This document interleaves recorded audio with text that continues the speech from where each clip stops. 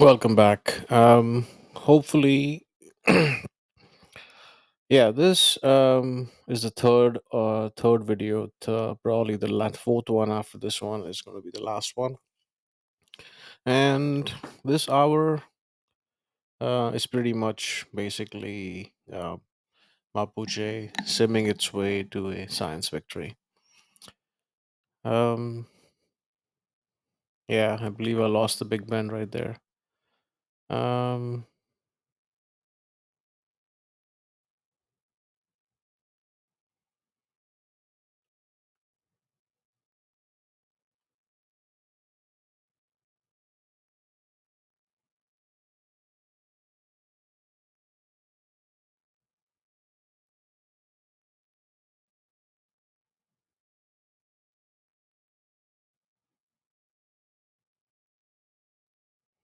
by now, I believe. Yeah, not only we had pretty much discovered most of the map, pretty much all the wonders. Um, and yeah, if I remember correctly, I'm trying to recall.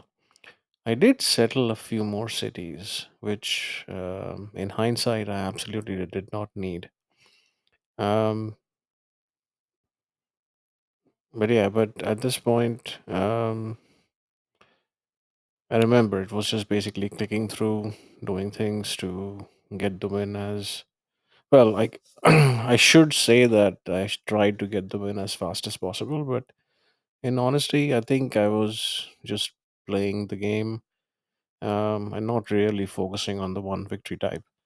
Um, I was pretty much trying to, um, I believe, science and culture both kind of stayed on parity, maybe even Diplo, I believe. And yeah, at this stage, any one of those victory types could have happened had I pushed in one particular direction. But yeah, but I spent too much time just chilling and not really focused on science, which I should have been.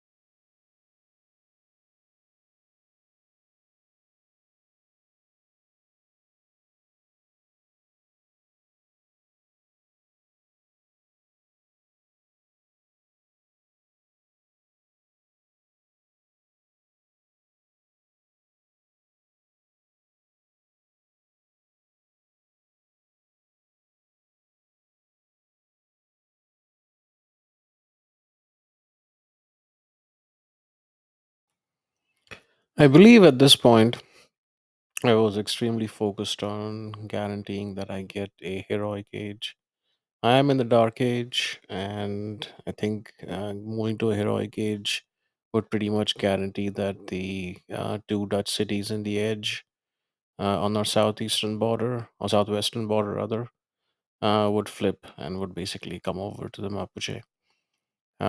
Besides that, taking care of all cities' power requirements was paramount, and yeah, it was. Um, I think yeah, it was fairly easy to guarantee that, and I believe I want to say that by turn, yeah, by around the turn 180 mark, I believe I had guaranteed the heroic age in the next era. Um,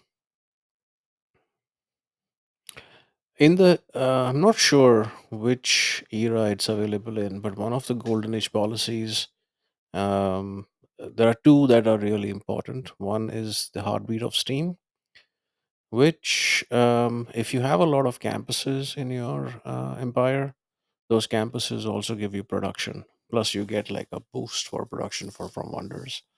It's very useful for like science victories when you need production to build things.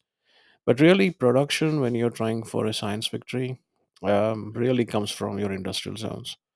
Um, the two, well, there are three key governors that actually matter in this situation. First, Pingala, of course, because Pingala, with the early policies, can give you a lot of culture and science. But the one of the later policies gives you a boost for all spaceport or space projects. Um, Very useful. Now, in tandem with that, Reina has a promotion called the contractor, which you can buy any district with gold. Now, you can buy spaceports with gold with Reina, but the only thing is on standard speed, I believe the cost is like 7,000 odd gold. That's what it costs to build them. So, having a large gold stockpile for Reina to just one turn build a spaceport in the city that you want is extremely, extremely important. Um, so Reina builds the spaceport, and then Magnus moves in, or no, or the Pingala moves in and builds your districts or builds your space projects. However, um, Magnus also has his last promotion is very, very interesting and intriguing, and can also be used with good measure for space projects. His ability makes sure that the city gets production benefits from all industrial zones that are within range of that city. So typically, when you build an industrial zone, any cities within 6 tiles of that industrial zone will get a production benefit. Now, imagine if you have a city surrounded by six other cities, and every one of them has an industrial zone, with an industrial zone placed within 6 tiles of the central city. If Magnus is in that city, then Magnus was going to get production from every one of those industrial zones, which, depending on what that industrial zone has already built, could almost triple the amount of production that that city is producing. Definitely double, more than double it, which is, I think, is better than the 30% boost from Pingala to make faster projects, and I think is probably the way to go in most cases if you want a science victory. So typically, if you are planning very early on in the game that you're looking for science, then instead of Pingala having his 30% production, it's much better to have Magnus promoted all the way, such that he basically can give that production to the city. In the best case situation, you have two cities which are equally proficient in production. Both of them build their spaceports using Reina, and one of them has Pingala, and one of them has Magnus, and uh, pretty much. will make it easy for you to get your science projects in time. Um, and yeah, typically once your spaceports are up, the city which has the highest production, regardless of which governor is in there, pretty much starts building the starts building the space projects. Um, and that's pretty much the MO for a science win.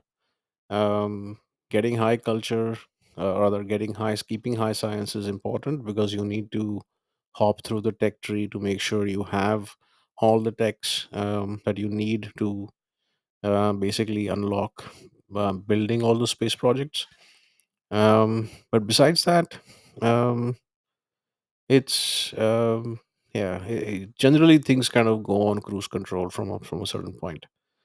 Um, there are some um, uh, great people that help you towards space projects. I forget the name, but there is a great engineer who will give you like I think some percentage discount on making space projects. Carl Sagan is probably the absolute best, and it's hard to do it. But if you can time getting Carl Sagan right about when you are building your exoplanet expedition, um, the exoplanet expedition is the fourth thing that you do to finish your science victory. So the first you build a satellite, Earth satellite, then you build a moon expedition, then you do a Mars expedition, and then you do the exoplanet expedition. Each one of them kind of scales up in production cost, and typically, takes a good amount of turns. Generally speaking, it will take you about the same amount of turns, and it should take less, but typically it takes the same amount of turns as it takes for you to get to those techs to build it. Um, and yeah, but so exoplanet expedition being the most production intensive one, using Carl Sagan on that is extremely useful. And once the spaceship is off, then it's a 50 turn countdown until you can nail the victory down. And which, if you can, you can speed that up by building like the Lagrange and the terrestrial works. And I think one uses aluminum to build it, and one uses just straight power from the cities. And essentially, you can cut down the time it takes for your spaceship to cover the distance. So instead of 50 turns, let's say at turn 40, you build one Lagrange station. Now instead of 40 turns, your ship is going to be traveling at double the speed, which means you're going to reach there in 20 turns. If you build a third one, it won't be 10 turns; it'll be more uh, like 13 turns, um, and so on and so forth. Um, so so that's pretty much the breakdown for science in this case. Um, yeah, if I was pivoting to culture, I probably would have been buying. I do have a fair bit of theater squares and theater square buildings, but I probably would have focused more on what kind of great works I have in there. Made sure I had open borders with everyone. Paid more attention to the kind of monopolies I have and what industries and corporations I put down. That typically would have accelerated the culture victory. If I'm not mistaken, we did come close with culture too. So if science wouldn't happen for some reason, we would have won culture victory in like uh, 20, 30 odd turns had we tried harder. Um, yeah.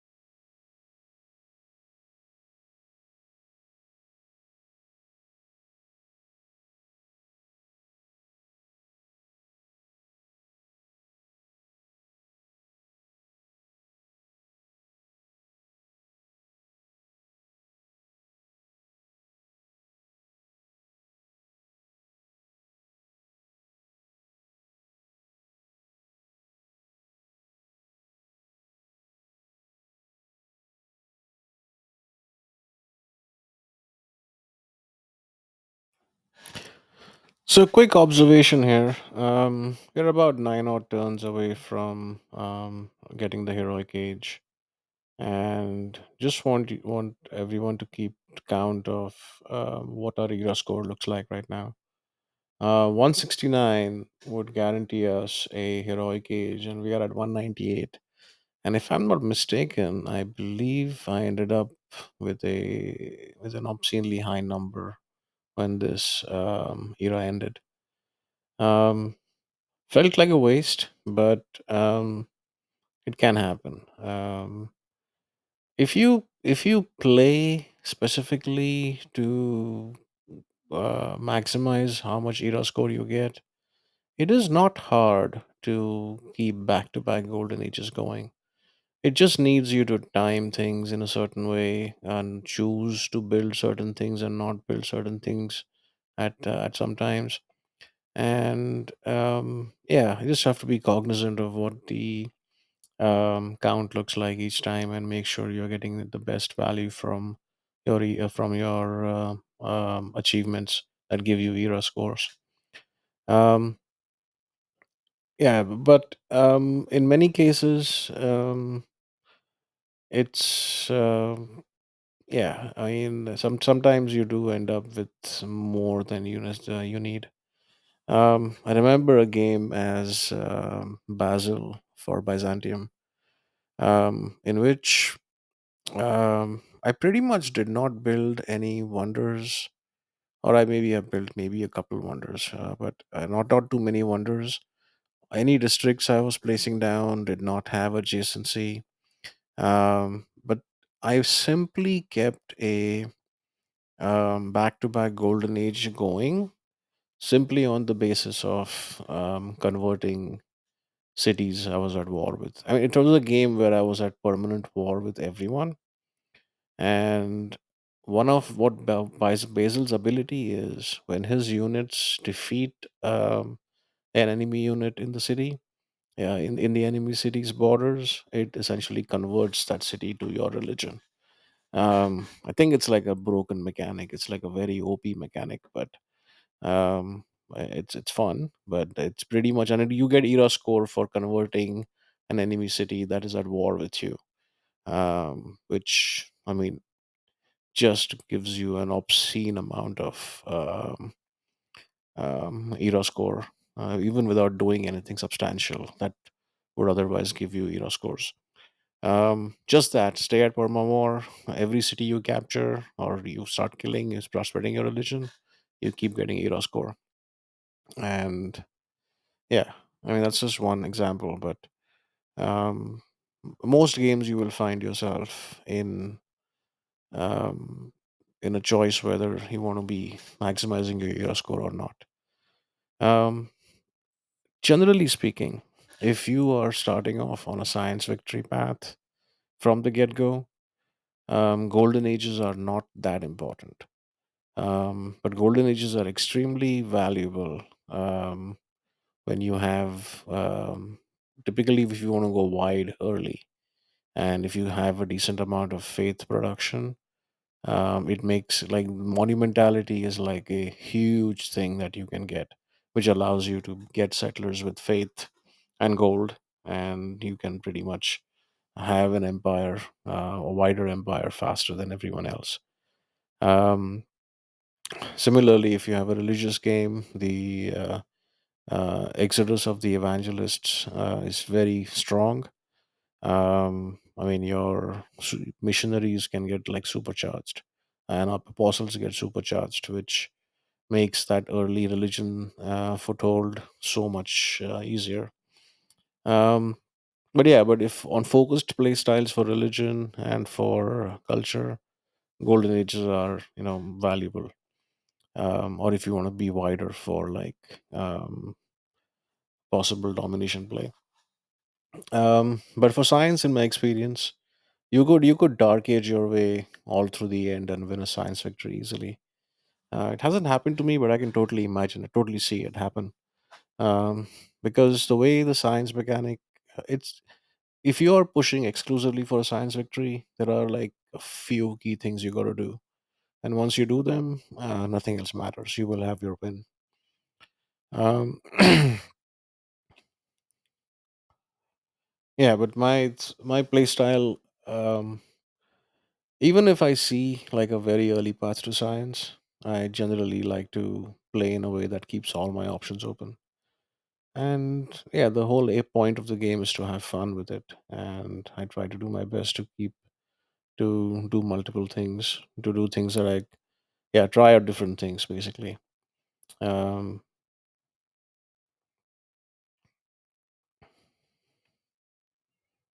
yeah, there were so many wonders that we built this game that yeah we really didn't need.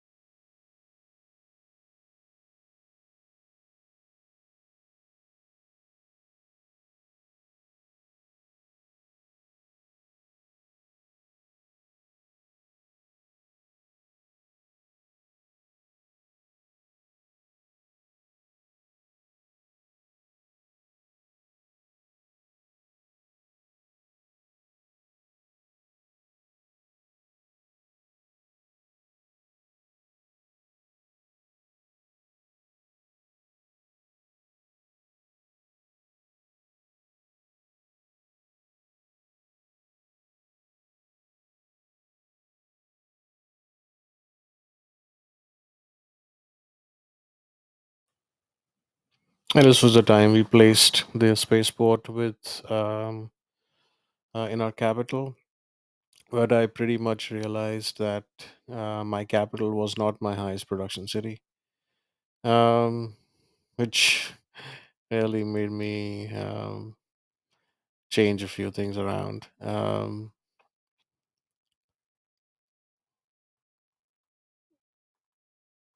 Yeah, some of the cities, I believe the city, the Mapu city, the one where Muscat used to be, I think that city ended up being like the highest production city in my empire.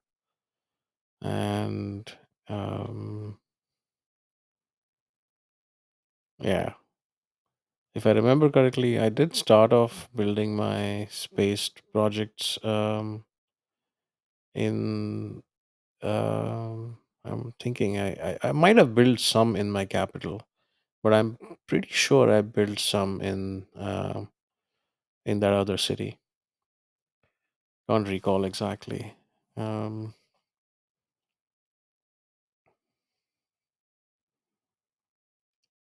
yeah, but at this point in time, like our production in our cities was quite obscene.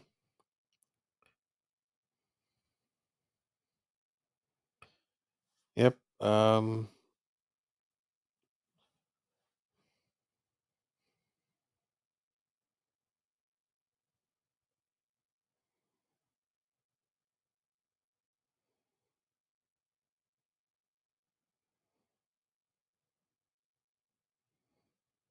Yeah. Once the heroic era was in place, basically switched governments to democracy, and yeah, still don't have the right policies for the spaceports yet, or the space stuff.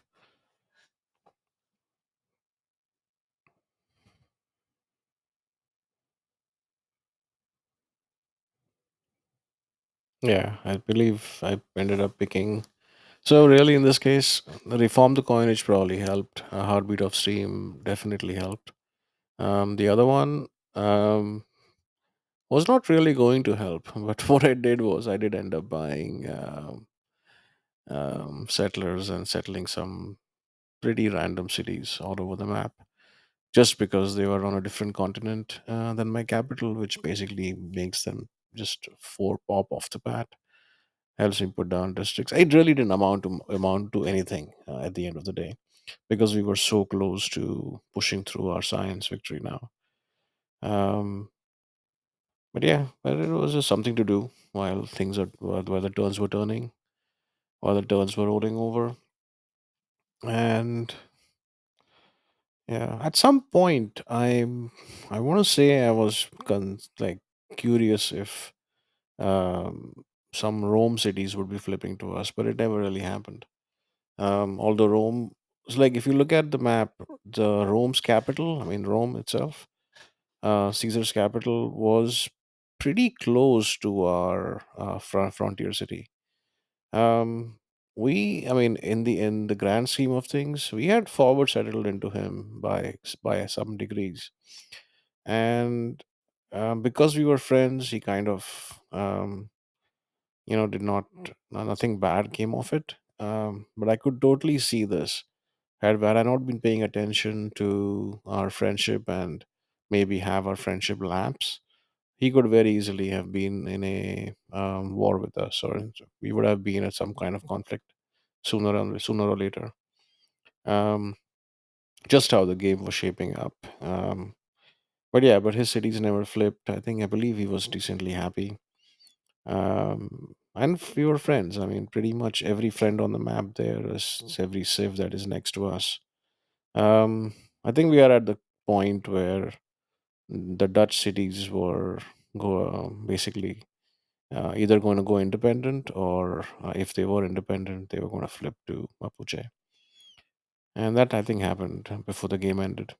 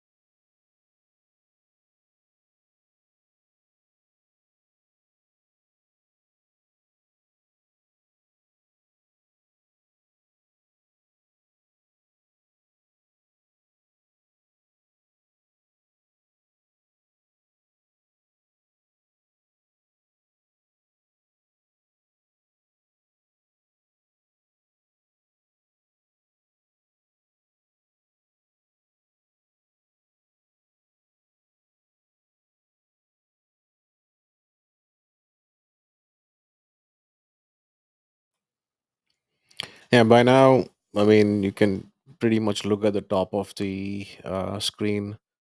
Our science is pretty obscene. Our culture is pretty obscene. However, culture, I believe, yeah, I think Yongle had more culture than us. I think he was ahead from a cultural standpoint. Um, and I believe somebody else also pushed ahead at that point in time. But as far as science is concerned, we pretty much had no contest. Yongle kind of was there, but I mean, we were very close to having just double the science that he has. And I was definitely boosting the techs wherever I could. Wherever I could see an opportunity to do things that would help me boost my techs, I was doing it. Um, yeah, our faith production, like our faith per turn, was great. Um, in fact, yeah, I'm not sure if it was the highest possible. But yeah, but at this point, I was buying out great works, theming them, just doing normal ABCs kind of stuff with with my yeah. I had so many slots actually. Really, I could have again just looking at how my culture game was going. I could very easily have not done science and pivoted to culture and probably won. Um, could have happened, but yeah, but. Yeah, it's hard to tell what our faith pattern is because the numbers on the top of the list that you see under the civs, that is the absolute faith that they have, not the faith pattern. But like empire wide, we are making more than 1100 production, which actually is absurd because we have about um, like 12 cities. So we are averaging close to 100 uh, production per city. I mean, some of those were like at the 200 mark or plus, more than 200.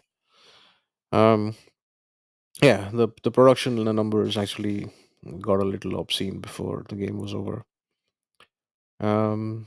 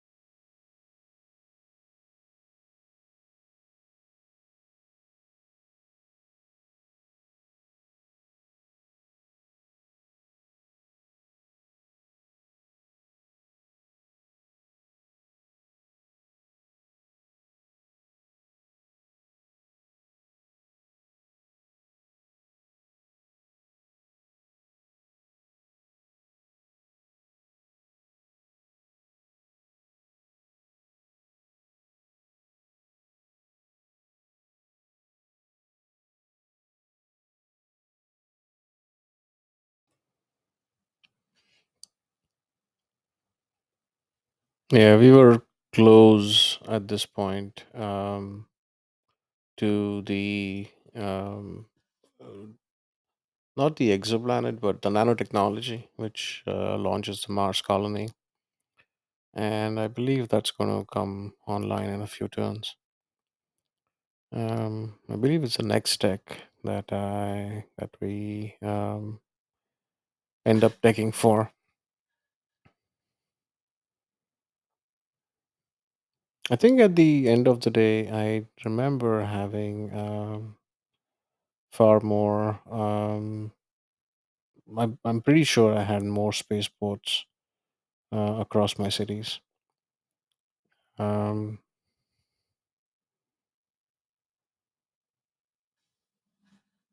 yeah. Oh, okay. I built that encampment, I think, simply for to utilize that policy, in which integrated space project works. I think that's what it's called. The one that gives you a production boost if you have a military academy. And okay, I maxed out Pingala there. I maxed out Magnus too, if I'm not mistaken, this game. All right, I don't remember if I did or not. But yeah, but at this point,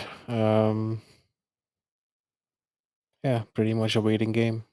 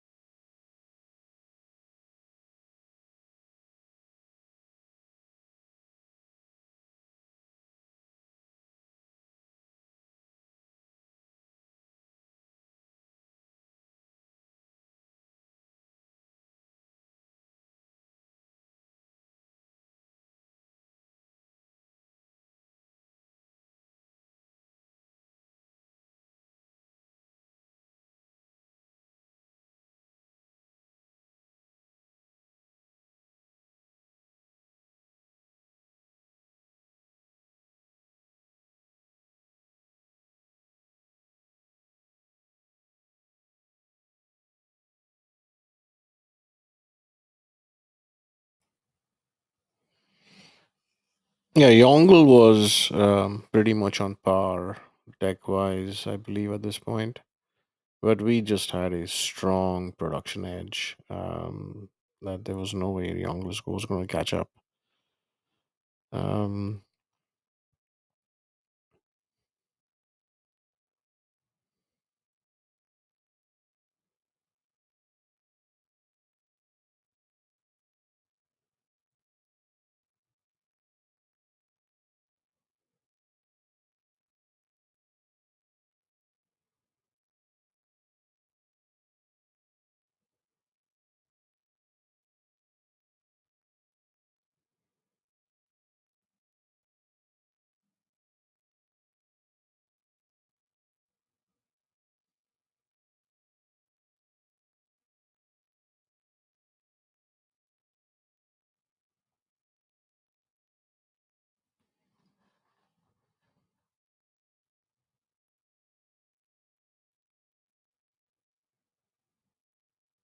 yeah, besides the Dutch cities, nothing else flipped to us.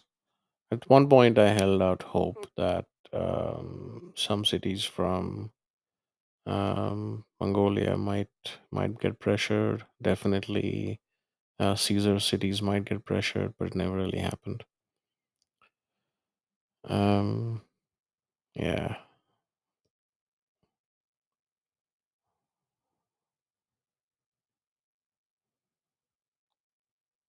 kept trying my best to um, get to.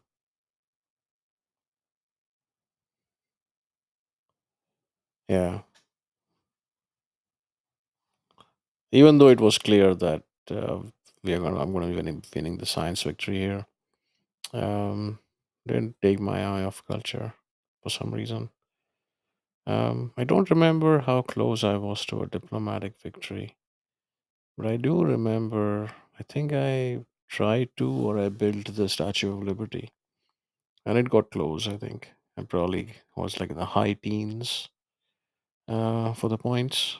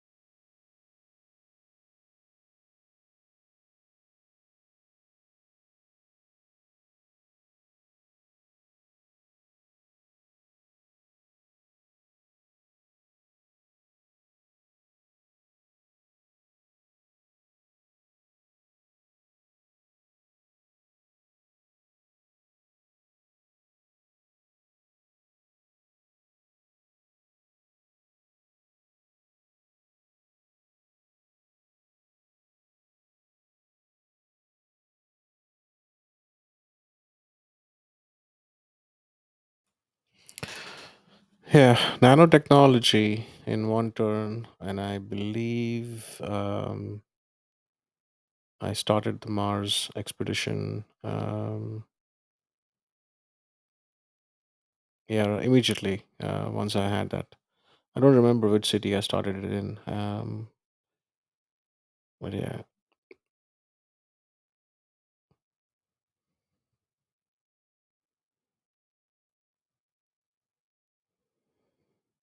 yeah, I was still holding out a chance that I can make a culture push along with the science push. Um,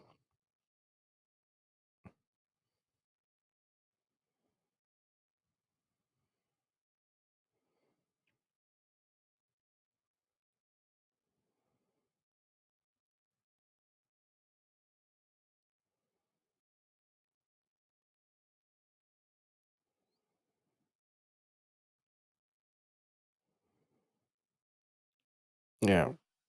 So once nanotechnology was unlocked, it really was like how quickly can you unlock the tech that gives you the exoplanet expedition? Um, yeah, Bevan Mapu.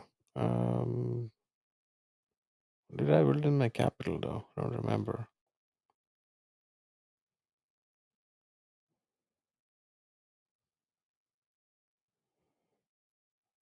Yeah, maybe I didn't build it in my capital.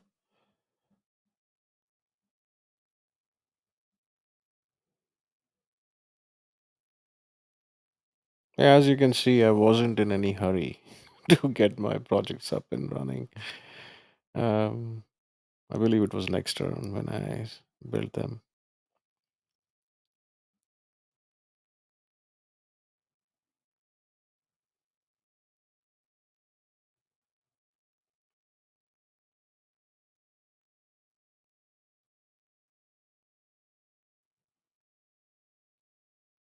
Yeah, that's about the time I ended up putting down three cities I did not need.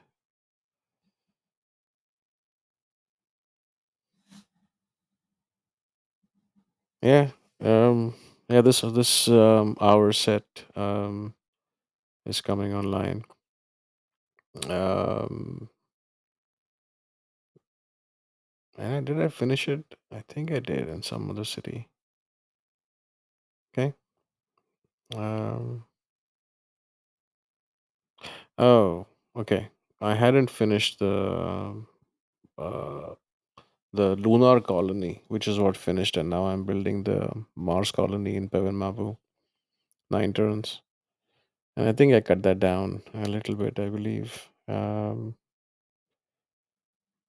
Yeah, that's that's the end of it. Thanks for watching, and I'm sure the last video this is going to be a shorter video, but that's going to call it an end to it. Thanks for watching. See you the next one.